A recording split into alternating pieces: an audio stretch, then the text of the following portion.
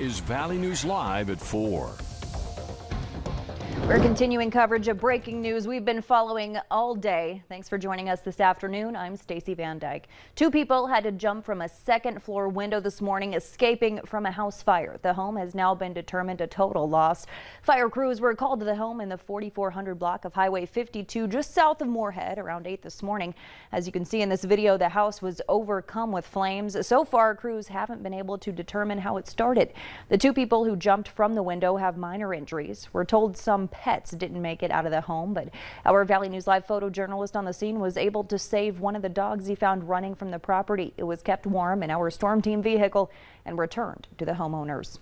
This is the second major house fire in the past couple of weeks to hit the valley. In late November, we told you about the massive fire off University Drive just south of Horace.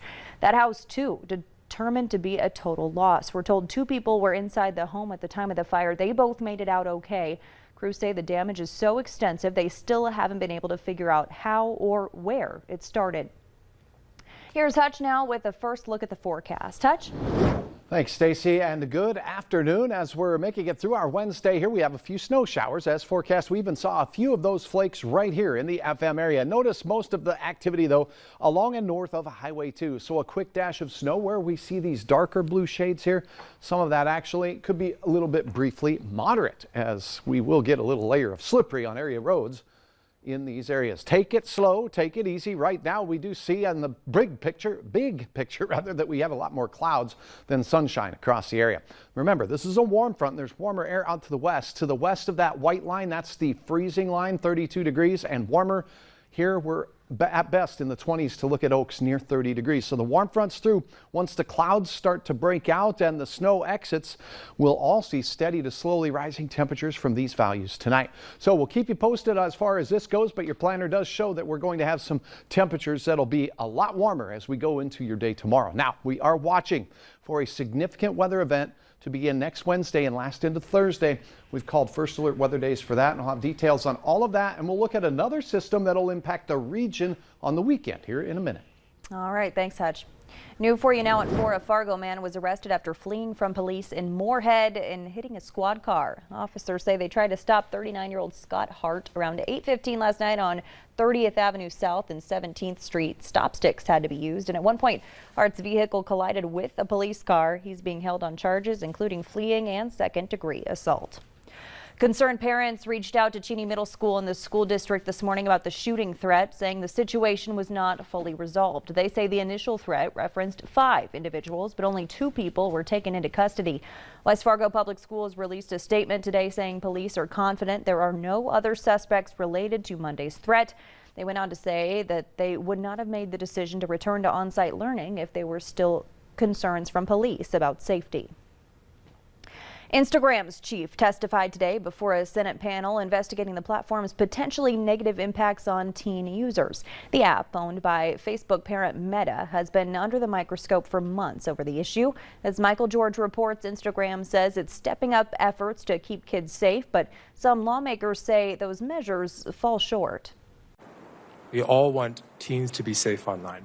Instagram CEO Adam Mosseri told senators keeping teen users safe goes beyond just his company. This is an industry-wide challenge and requires industry-wide solutions and industry-wide standards. An industry body setting standards is not the same as an independent one. Mosseri says Instagram is already creating age-appropriate experiences for young users and supporting teens who may be struggling. Ahead of the hearing, the platform launched new safety features, including updated parental controls and reminders for teens to take breaks.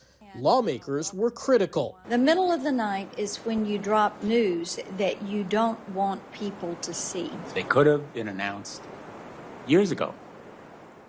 They weren't, and in fact, these changes fall way short.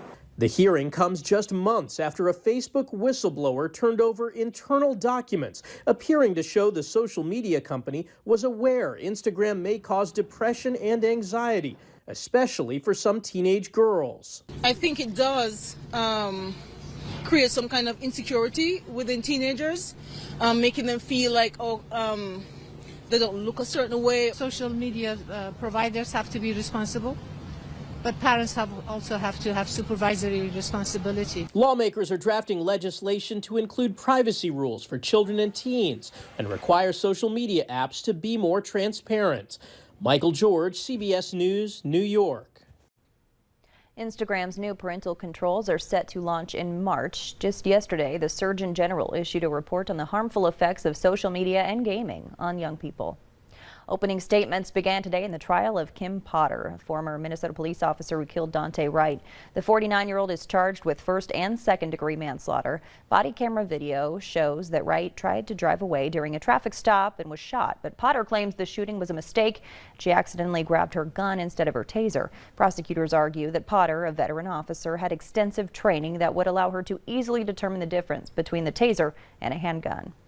We trust them not to use those weapons rashly or recklessly, and we expect not to be shot dead on the street for no reason. Now, the defense said today that all Dante Wright had to do was obey the officer's commands, but instead the situation was escalated when he didn't surrender. President Biden said today that he was very straightforward with Russian President Putin during their video call yesterday. The president told the Russian leader that the U.S. would pursue strong economic measures and increase military aid to the region should Russia invade Ukraine. In addition to sanctions, the U.S. would provide additional defense materials to Ukraine and build up military capabilities in nearby countries. In a 2-hour video call, the president called for a de-escalation and reiterated U.S. support for Ukraine's sovereignty. It was polite, but I made it very clear. If in fact he invades Ukraine, there will be severe consequences. Severe consequences. Economic consequences like none he's ever seen or ever have been seen in terms of being imposed. In Moscow, Putin said today Russia would send ideas to Washington within a week to follow up his talks with the president on the Ukraine crisis. A Brooklyn man has been arrested for allegedly setting a Christmas tree outside the Fox News building in Midtown Manhattan on fire early this morning, causing a wild scene. He was taken into custody at the scene and charged with arson, reckless endangerment, criminal mischief, and trespassing. Police say the fire caused an estimated $500,000 in property damage. No injuries were reported, but Fox News Media CEO Suzanne Scott blasted the incident as a malicious arson attack in a company-wide email. The U.S. is quickly approaching 50 million COVID cases since the virus first appeared almost 2 years ago. But promising new data is revealing how well one vaccine may work to fight the Omicron strain. Natalie Brand reports from Capitol Hill, where Senate Republicans are trying to block a federal vaccine mandate from taking effect. But if you get the booster, you're really in good shape. President Biden welcomed new data about Pfizer's coronavirus booster shot, which found it increases protection 25-fold against the Omicron variant compared to the initial 2 doses. If ever there was a clarion call for people who are not vaccinated to get vaccinated and those who are vaccinated fully to get boosted, the new challenge with the Omicron variant clearly is that. Cases of the highly contagious strain first detected in South Africa have now been reported in at least 20 U.S. states. Scientists say initial data shows the Omicron variant is less severe than the Delta variant. Delta is still driving a surge of infections and hospitalizations nationwide. Unless we really double down on what we're doing, we could see an increased spike that goes even higher than that as we get deeper into December and January. While the Omicron variant has sparked a rise in booster shots and vaccinations, a group of lawmakers wants to try and block President Biden's vaccinate or test rule, which would apply to millions of American workers.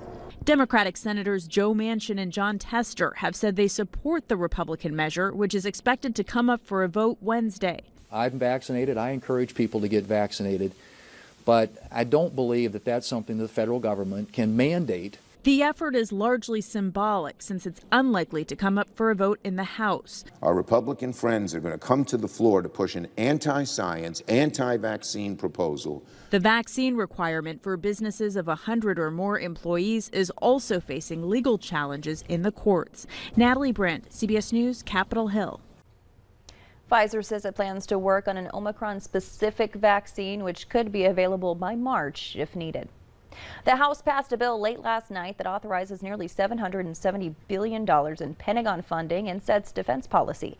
The bill contains changes to how sexual assault and harassment are prosecuted and handled within the military. It also includes a 2.7% pay increase for military service members and DoD civilian employees. The bill now moves to the Senate, which will likely vote on it later this week. It would then go to President Biden for his signature. North Dakota's most recent job openings report shows a slight decline in available jobs. The latest report says more than 17,500 jobs remain available in North Dakota, which is a decrease of nearly 800 jobs from last month. Healthcare and administrative jobs reported the largest number of available openings. State data shows North Dakotans poured more than $1.3 billion into electronic pull tab machines in the fiscal year 2021. That's nearly double the amount spent in the previous fiscal year. According to the Attorney General's office, gamblers already have wagered more than $563 million in the first 4 months of the current fiscal year. North Dakota's top gambling regulator believes pull tab activity should easily set another record this year. Lawmakers approved the games in 2017. There are now more than 3,700 machines at more than 700 sites in North Dakota. Local officers are asking for your help spreading holiday cheer this weekend by dropping off food and toys for families across the valley in need. The North Dakota Highway Patrol and Cass County Sheriff's Office will be at the 13th Avenue Walmart in Fargo this Saturday from 8 a.m. to 6 p.m. accepting donations. Last year, they ended up with more than 1,100 toys, 4 vehicle loads of food, and nearly $2,500 that went toward toys and bicycles. Officials say they're hoping for an even better turnout this year. Still ahead here on Valley News Live at 4, trying to keep Broadway open. New vaccine mandates hitting the Big Apple soon. Some light snow across the region tonight, keeping roads pretty slippery. The North Dakota Department of Transportation, the purple, some snow-covered roads in the Devil's Lake Basin. Not too bad in Minnesota, but a couple of accidents reported in the Bemidji area. Beam me up! Light pillars across the sky. Ray, thanks for sharing your photos. Your forecast includes some bumpy weather. We'll iron it all out next.